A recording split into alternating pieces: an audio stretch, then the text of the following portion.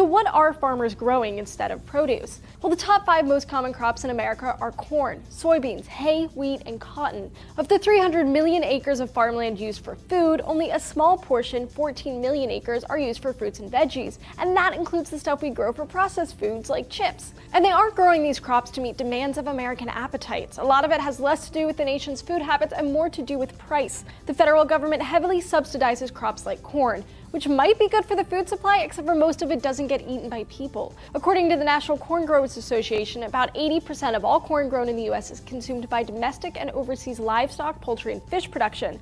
Only 12% of corn is consumed directly or indirectly as corn syrup for things like soda. Farmers grow whatever crops are the most profitable, and that doesn't always mean food. Like in 2011, a lot of Southern farmers switched from growing food to growing cotton as the price of cotton soared. Webb Wallace, executive director of the cotton and grain producers of the Lower Rio Grande Valley, said it's good for the farmer, but from a humanitarian perspective, it's kind of scary. Well, this isn't new. Americans have always prized profit over produce. Some of the earliest settlers grew crops like tobacco that they could sell rather than food they could survive on. As a result, well, a lot of people starved. So